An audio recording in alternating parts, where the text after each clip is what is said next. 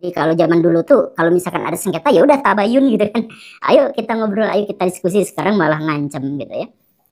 Jadi saya mohon maaf atas hal itu. Jadi anggap kritikan ini tuh bukan kritikan hujatan, bukan cacian, bukan makian, bukan semacam itu, bukan. Ini saya tuh berteman banyak tuh dengan orang-orang NU, dan walaupun saya tidak berafiliasi dengan kelompok Islam tertentu, saya tuh ya cair aja ngobrol dengan mereka tuh dari zaman dulu tuh. Cuman sekarang ya untuk mengkritik aja menjadi sangat sulit. Bahkan kemudian saya melihat orang-orang NU tuh saking tidak mau untuk berdiskusinya, bahkan pembaruan pun akhirnya tidak terjadi gitu. Saya tidak tahu, di zaman Gus Dur tuh pembaruan tuh terus-terusan kelihatan gitu, kelihatan banget gitu. Nah sekarang pembaruan tuh bahkan untuk mencapai pembaruan itu kan harus ada masalah gitu. Jadi baraya kalau mau bikin skripsi misalkan, kan harus ada masalahnya dulu. Kalau kita mau melakukan satu pembaruan atau perbaikan, ya dimulai dari ada masalahnya dulu gitu kan. Nah masalah itu tuh diakui. Nah kalau orang-orang Nahdien yang sekarang kalau ada masalah justru malah ditutupi. Sama seperti Pak Menteri Agama kemarin, ada 160 kasus yang terlaporkan kekerasan seksual yang terjadi di pesantren. 160. Jadi 130 maaf. Dari 180 hari setengah tahun itu, 130 terjadi kekerasan yang itu dilaporkan. Jumlahnya tentu saja lebih banyak. Nah, alih-alih diperbaiki, alih-alih itu menjadi momentum perbaikan dan perubahan, itu malah ditutupi dengan mengatakan bahwa itu sebenarnya adalah angka yang dibesar-besarkan. Empati, mengingkari fakta, dan menjauhi fenomena. Jadi akhirnya sekarang walaupun NU itu besar, tapi dia menjadi bulan-bulanan netizen di media. Sekarang netizen-netizen itu yang ngejelek-jelekin dan sebagainya. Ini malah ditutupin, dan bukan hanya ditutupinnya itu dengan cara yang sangat-sangat masif baraya. Jadi ketika pesantren NU kemarin itu mendapatkan serangan yang luar biasa, saya melihat gerakan di media mainstream itu sepertinya orang NU langsung pesan banyak sekali berita-berita positif ke media-media. Makanya saya ngecek di satu hari itu ketika puncak hujatan terhadap NU, itu berita-berita di Google itu jadi positif semuanya. Ada pesantren yang dapurnya lebih bagus daripada MBG, ada pesantren yang berprestasi. Jadi tiba-tiba muncul seperti itu. Dan itu tuh 3 jam yang lalu, 6 jam yang lalu, 2 jam yang lalu, semuanya jadi positif gitu. Jadi menggerakkan buzzernya sampai sedemikian rupa untuk menutupi kasus, untuk menutupi fenomena, sampai akhirnya sekarang pesantren yang rubuh yang menyebabkan meninggalnya banyak sekali santri di sana, tidak ada kelanjutan soal pengusutan, tidak ada kelanjutan apa ya, karena semuanya ditutupi. Bahkan Pak Presiden sendiri harus dihubungi untuk mengatakan bahwa dirinya pernah mondok di Lirboyo gitu. Ini baraya, saya mohon maaf ya, ini ada masalah, ini ada kejahatan, ini ada kemaksiatan yang sangat besar. Diperbaiki, please diperbaiki, bukannya malah ditutupi. Kalau misalkan mencoba ditutup-tutupi terus, maka NU itu pada akhirnya akan ditinggalkan oleh jamaahnya, akan menjadi bahan bulian masyarakat, dan kemudian akan tidak lagi memiliki marwah dan martabat di depan masyarakat. Daripada menjadi seperti itu, lebih baik kita fokus pada perbaikan diri, bukan cara menutupi informasi yang menjelekan kita. Semoga orang-orang NU tidak menganggap NU-nya sebagai agama. Assalamualaikum warahmatullahi wabarakatuh. Pemirsa yang dirahmati Allah Subhanahu wa Ta'ala, itu tadi yaitu uraian pemaparan dari Pak Gembul ya tentang ketidakfahamannya tentang pesantren. Di sini kami akan menjawab apa yang menjadi uraian dari Pak Gembul sehingga nanti bisa difahami oleh masyarakat. Yang pertama tadi Pak Gembul mengajak kepada pihak NU, pihak pondok pesantren untuk tabayun, kemudian jangan diserang Pak Gembul ini. Ternyata Pak Gembul sendiri ini memang tidak mau tabayun, tidak mau memahami lebih lanjut tentang apa yang ada di pondok pesantren. Jadi dia keluar-keluar ngajak tabayun, nyatanya dia hanya ingin mencari cuan, mencari viewer di YouTube-nya. Itulah kenapa kemudian Pak Gembul ini memberikan kritikan ini menggunakan media sosial, menggunakan YouTube-nya, karena pada intinya adalah bertujuan ingin meramaikan atau mencari subscriber. Dengan tujuan itulah kemudian dia menyentil atau menyerang tentang apa yang ada di pondok pesantren. Kemudian Pak Gembul tadi menyampaikan tentang bahwasanya NU selama ini tidak ada pembaruan. Nah, ini yang agak rancu ini Pak Gembul. Yang dimaksud dengan pembaharuan itu seperti apa? Pembaharuan itu apakah pembaharuan mengarah kepada liberalisme, apakah mengarah kepada sekularisme, apakah mengarah kepada radikalisme? Padahal perlu kita pahami, dan ini juga harus dipahami oleh Pak Gembul, bahwasanya NU itu senantiasa moderat, senantiasa dinamis, mengikuti gerak perkembangan zaman, namun dia tidak lepas kendali. Inilah yang menjadi landasan berpikir, landasan berpijak Nahdlatul Ulama. Ini sebagaimana kaidah al-muhafadzah al-qadim as-salih wal ahdu bil jadidil aslah. Ya, al-muhafadzah al-qadim as-salih. NU itu akan senantiasa merawat tradisi, merawat hal-hal yang baik, merawat hal-hal yang itu masih membawa kemaslahatan. Ya, selagi itu tradisi yang baik, maka kita pertahankan. Selagi tradisi itu tidak bertentangan dengan syariat, maka kenapa harus diganti dengan tradisi Barat? Kenapa harus diganti dengan tradisi Arab yang itu belum selaras, belum tentu sesuai dengan ajaran Islam? Ya, tidak selamanya yang namanya dari Arab itu mesti Islam, mesti baik. Namun ada hal-hal yang itu dari Arab yang itu sangat bertentangan dengan ajaran Islam. Itu yang harus difahami oleh Pak Gembul. Jadi NU itu senantiasa menjaga tradisi yang baik, relevan, mengikuti perkembangan zaman. Jadi kalau kemudian difahami bahwasanya NU itu tidak berkembang dalam hal berubah secara manhaj, secara pemikiran, tentu NU tidak akan pernah berubah. Senantiasa berpegang teguh kepada akidah Ahlussunnah wal Jamaah, yaitu dengan akidah yang telah diajarkan oleh ulama as-salaf, yaitu akidah Asy'ari dan Maturidi. Kemudian dalam bidang fikih ini senantiasa berpijak kepada 4 madhab, yaitu Hanafi, Maliki, Syafi'i dan Hambali. Ya, jadi menghargai 4 madhab itu, jadi tidak akan berubah berganti menjadi faham Salafi Wahabi misalnya. Tidak akan mungkin merujuk kepada Ibnu Taimiyah yang memang banyak sekali kecacatan dalam bidang akidah, kemudian kerancuan dalam bidang teologis. Ya, seperti Ibnu Taimiyah membuat yaitu Tauhid yang itu sangat kontras, sangat bertentangan dengan ajaran Islam.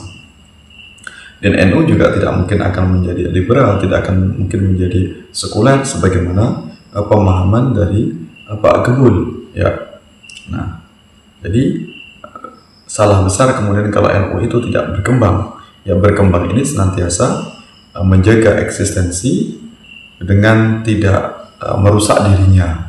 Ya, jadi kalau berkembang kemudian mengarah kepada liberalisme, berkembang kemudian terkontaminasi dengan paham Salafi Wahabi, ini jelas tidak mungkin. Jangan harap Pak Gembul akan mengarah atau berubah menjadi yang demikian. Dan ini juga perlu diketahui bahwasanya NU itu senantiasa dinamis, solihun likulil zaman wa makan. Ya, senantiasa mengikuti perkembangan zaman, senantiasa update sebagaimana ajaran Islam itu sendiri. Karena NU ini walaupun dia bukan agama, namun ini bagian dari ormas agama, ormas yang berafiliasi dengan agama Islam. Tentu ajaran Islam ini akan senantiasa diaplikasikan oleh NU sebagaimana apa yang dipahami oleh ulama salaf. Mengajarkan tentang toleransi, tentang saling menghormati, tentang gotong royong, tentang kesetaraan, tentang saling menghargai, tentang keadilan dan sebagainya. Dan itu senantiasa akan dipraktekkan oleh Nahdlatul Ulama. Nah, jadi jangan ada salah paham bahwasanya Pak Guru Gembul ketika NU ini memang bukan agama, namun NU ini adalah bagian dari ormas agama yang akan menghidupkan ajaran Islam, ajaran Ahlussunnah wal Jamaah di Nusantara. Ya, kemudian NU ini juga senantiasa berkembang dalam hal pemikiran. Ya, dari segi manhaj tidak akan pernah berkembang, dari segi madhab, namun dalam segi pemikiran ini senantiasa berkembang. Kenapa demikian? Karena dalam NU ini berbagai macam pemikiran itu ada. Ya, akan senantiasa berkembang, bahkan sering terjadi dialog antara kalangan santri, kalangan para pemikir, kalangan para ilmuwan yang ada di Nahdlatul Ulama. Ada banyak mahasiswa yang ini lulusan dari Barat, kemudian ada lulusan dari Timur Tengah, bahkan ada yang murni dari Nusantara. Ini senantiasa terjadi pergelutan pemikiran yang itu semuanya tetap diantaranya saling menghormati tanpa harus mengkafirkan. Ya, dengan berbagai macam perbedaan pemikiran itulah yang kemudian NU ini senantiasa berkembang dan senantiasa besar. Ya, dan itulah yang menyebabkan akhirnya NU senantiasa eksis sepanjang zaman. Kemudian NU juga berkembang dalam hal teknologi digital. Ya, berbagai macam inovasi yang ini dihasilkan oleh para saintis atau para ilmuwan yang ada di Nahdlatul Ulama. Generasi muda NU tentu tidak gaptek lagi dengan teknologi, sangat akrab dengan teknologi. Ini berbeda dengan era Gus Dur misalnya, yang ini sangat minim tentang teknologi.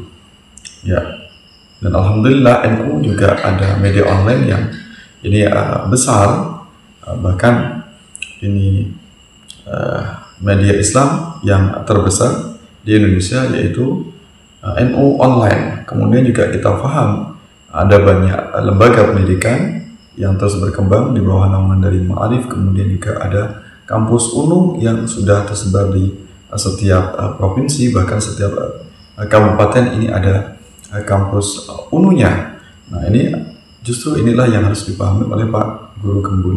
Kemudian ada banyak muncul para akademisi, kemudian banyak juga majelis-majelis pengajian, majelis sholawatan di berbagai daerah. Ini juga membuktikan bahwasanya NU senantiasa berkembang, senantiasa besar, ya, dan tidak bisa diremehkan.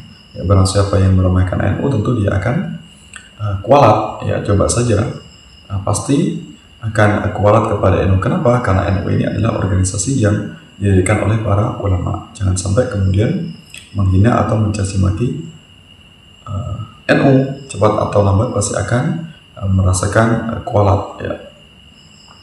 Kemudian perlu diketahui oleh Pak Guru Gembul bahwasanya yang namanya kekerasan seksual, hal-hal yang negatif itu ada di segala bidang, bukan hanya di lembaga pesantren, lembaga umum pendidikan, sekolah umum, apakah itu SD, apakah itu SMP, apakah itu SMA, SMK, dan sebagainya. Ini juga ada kasus-kasus kekerasan seksual, termasuk dalam lingkup keluarga atau di masyarakat. Namun kenapa kemudian Pak Gembul ini hanya kritis sekali, sibuk mengurusi tentang hal-hal yang ini berkaitan negatif yang ada di pesantren? Dan kami sebagai pihak pesantren tentu kami tidak akan sibuk mengurusi hal itu. Kenapa? Karena kita sudah ada penegak hukum, sudah ada bagian tertentu yang akan mengurusi berbagai macam hal-hal yang negatif, berbagai macam hal penyimpangan-penyimpangan yang ada di negara kita. Maka kalangan pesantren tidak perlu lagi sibuk mengurusi hal itu.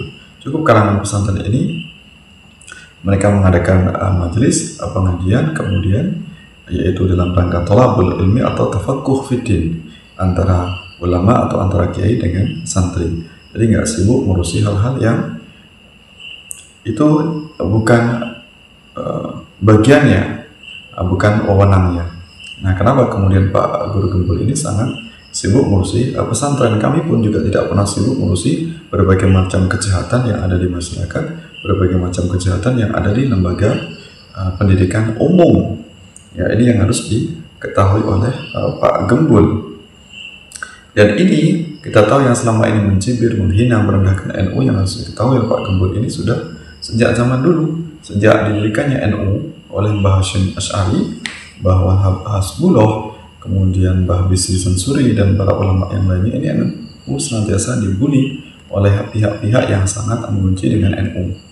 Ya, di antaranya NU ini benci dengan kelompok-kelompok yang selama ini radikal atau anti dengan pemahaman NU, seperti Salafi Wahabi, karena NU ini tidak mengikuti pendapat dari Ibnu Taimiyah, tidak mengikuti dari Muhammad bin Abdul Wahhab.